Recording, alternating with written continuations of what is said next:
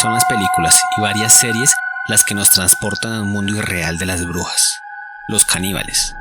Palabras que nos llevan a cabañas desiertas en lugares desolados, donde pedir ayuda es inverosímil y en el cual un grupo de personas empieza a desaparecer una a una sin dejar rastro alguno. Suena familiar en la ficción e inconcebible en la realidad. Sin embargo, hay una historia horripilante que los sumergirá en el miedo y la desesperación de poder huir a tiempo y no tener contacto con los caníbales de la Patagonia.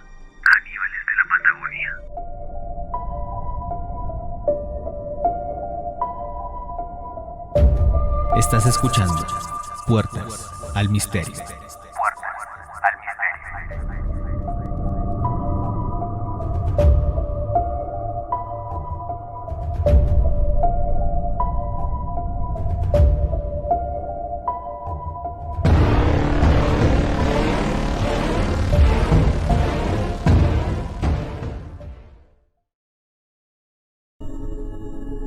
Buenas tardes y bienvenidos. Mi nombre es Vanessa López y el día de hoy los estaré acompañando en un nuevo episodio de nuestro podcast. Buenas tardes, Vanessa, y buenas tardes a todos nuestros oyentes. Mi nombre es Diego Galindo. Hoy abriremos las puertas con la historia de los caníbales de la Patagonia. A inicios del siglo pasado, más exactamente entre 1904 y 1909, hubo un tiempo que se denominó la Matanza de los Turcos. Año tras año llegaban a Chile y Argentina hombres de procedencia sirio-libanesa, quienes desembarcaban en estos países para asentarse como comerciantes y buscar estabilidad en los países vecinos. Sí, y es algo que seguimos viendo en la actualidad. Personas procedentes de otros países que buscan asilo para tener mejores oportunidades de crecimiento, tanto personal como profesionalmente. Y esa época no era la excepción. A estos turcos se les nombraba mercachifles, apodo que se ganaron debido a esa rara costumbre de anunciarse en las poblaciones a donde llegaban, haciendo sonar un silbato. Hasta aquí vamos bien, ¿no? Naturalmente, pues es normal querer ir a un país con más oportunidades, a asentarse o buscar un mejor futuro. Pero ¿qué pasa cuando la acogida no es tan buena? Sencillo: violencia, xenofobia y racismo. Exacto, Vanessa. Pero la historia que vamos a desarrollar durante este programa va más allá de todo esto que mencionas, porque pienso que es más salvajismo que violencia y más misticismo que racismo. Como venimos comentando, las historias y libros cuentan que la llegada de estas personas procedentes de Siria, Turquía y el Líbano ayudaron en gran medida al desarrollo del comercio en Chile y Argentina. Y a la alimentación de muchos chilenos. Sí, exactamente, pero no nos adelantemos a la historia. Enfocándonos en la cronología de la historia, para el año 1909 se dio la primera denuncia de desaparición por el comerciante llamado Salomón el Dajuco, pues uno de sus mercachifles, José Elías, y el peón que lo acompañaba se habían internado en la Patagonia hace meses ya, y no se había vuelto a saber de ellos. Con esta primera denuncia vinieron muchas más, pues se dice que había un rumor a voces de que en la Patagonia estaban asesinando turcos desde hacía varios años. Sí, y es que el propio Salomón tenía una lista de 55 mercachifles que habían partido con su mercancía y jamás habían regresado. Eso obviamente generaba preocupación y pérdida económica a este comerciante. Y ante las continuas denuncias, el gobernador de ese entonces en Río Negro, Carlos Gallardo, decide designar a José Torino, uno de los alguaciles más férreos y estrictos, a que investigara el caso. Pues imagínate, tantos casos de desaparición, mercancía evaporada, mercantes preocupados. Ya era el momento de actuar.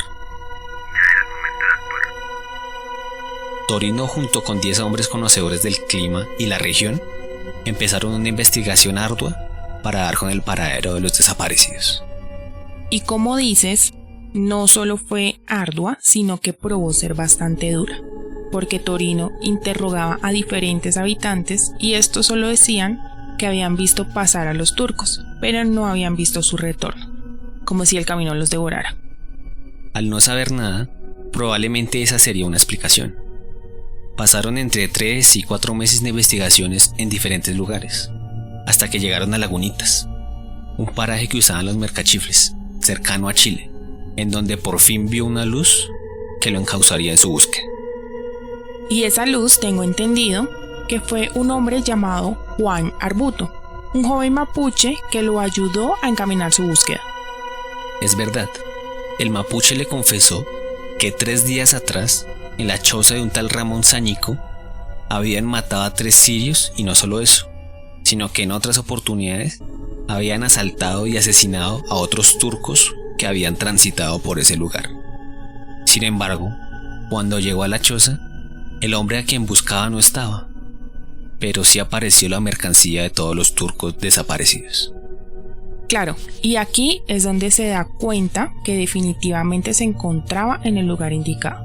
Al saber esto, Torino empezó una cacería en la que toda persona que encontraba sospechosa se la llevaba y la interrogaba, usando métodos poco ortodoxos. Sí, decían que eran métodos bastante cuestionables, pero como ellos mismos decían, eran efectivos, porque al usarlos apresó a casi todos los integrantes de esta banda y recolectó pruebas de sus crímenes. Y es en este punto en donde la historia empieza a oscurecerse por la crueldad de los hechos. Totalmente, porque se comentaba que esta banda no solo robaba, sino que también tenía unas prácticas un poco enfermizas, raras y oscuras. Querrás decir que los métodos eran horripilantes. Bueno, sí, aparte eran escalofriantes. Con solo decirte que tenían un líder llamado Antonio Cuese, quien vestía de mujer y era conocido con el apodo de Macagua, una bruja curandera,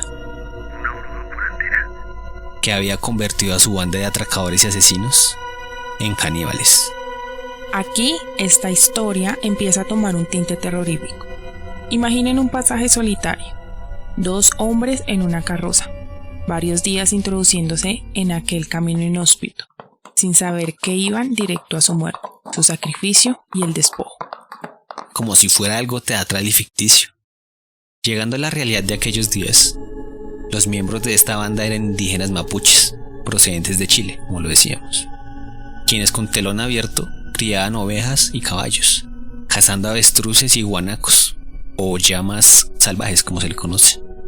Y al cerrar aquella fachada, se convertían en delincuentes de la más baja calaña, quienes al tener un territorio libre de policía, lo fertilizaron con sus robos y asesinatos.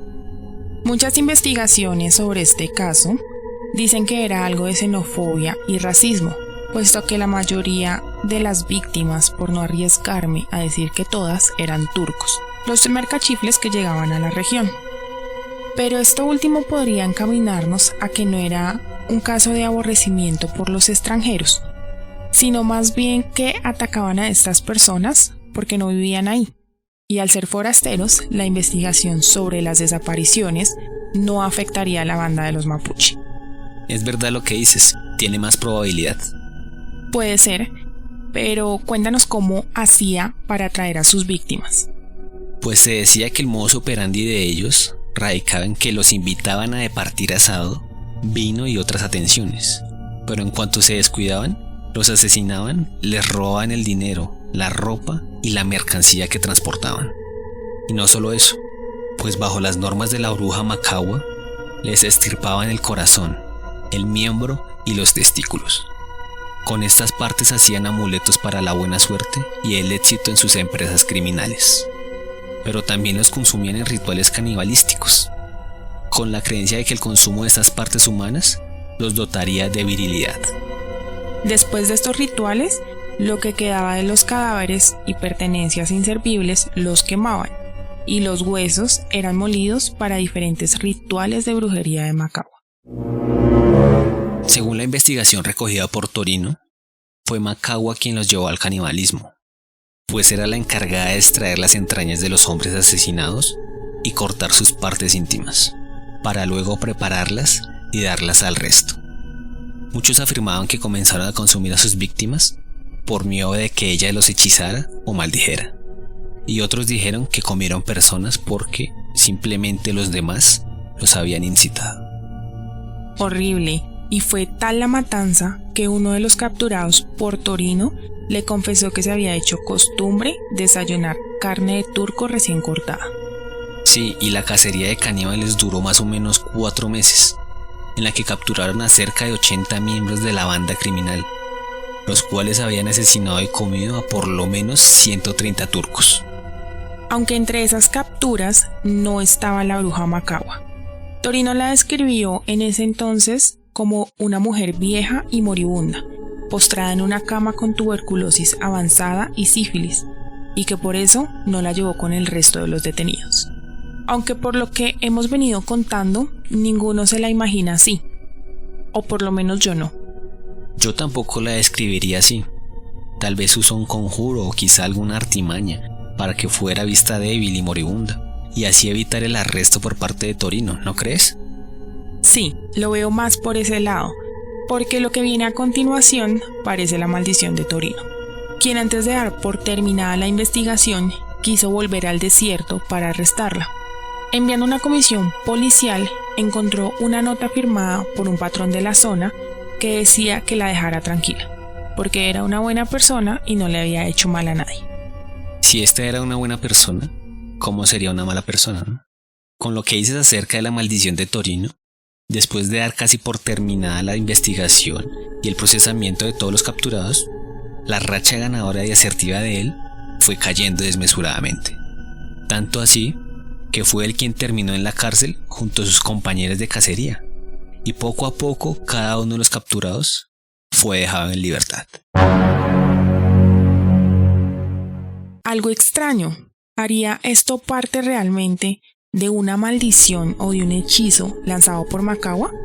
Muchos podríamos pensar que sí, o tal vez no. Pero hay documentos e investigaciones que dicen que la red que desmanteló Torino era una red de comercio ilegal, que excedía a los mapuches detenidos e incluso a la propia Macagua. Ya suena algo conspiranoico, porque se dice que participaban políticos ocultos y comerciantes de la región de los que nunca se tuvo certeza. Uno de ellos era Pablo Bravranés, un huinca de origen chileno, que era, como dicen, el verdadero poder oculto tras la bruja.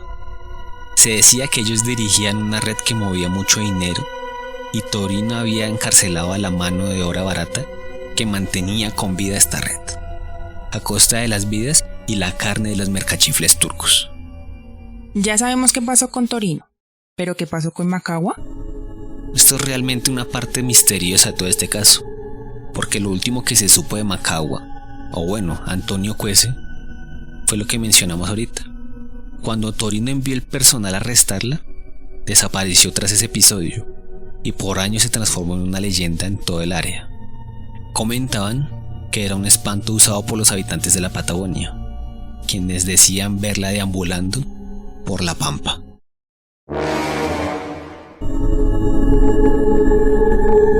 Una historia corta, por la poca investigación y aclaramiento de los hechos, por participantes ocultos que quieren dejar este caso en el olvido.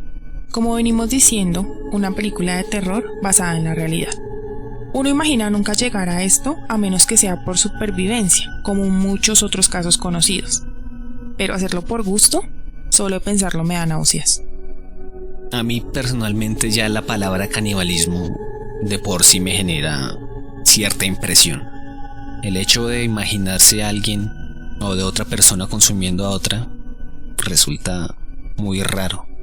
Más aun cuando, aparte de este caso de canibalismo, trasciende las fronteras políticas y de paso se genera una impunidad. Parece que toda esta historia habrá sido un libreto sacado de Hollywood, y como este hay muchísimos casos más de canibalismo que a ciencia cierta creo yo que carecen de una explicación lógica o al menos mesurada. Realmente es algo que ya excede mi comprensión y genera cierto temor. Y con esto finalizamos nuestro capítulo de hoy, en Puertas al Misterio, donde la realidad es más fuerte que la ficción. Recuerden seguirnos en nuestras redes sociales: Facebook, Instagram, YouTube, TikTok, como @puertasalmisterio. Denle like, comenten y compartan. Muchas gracias por escucharnos.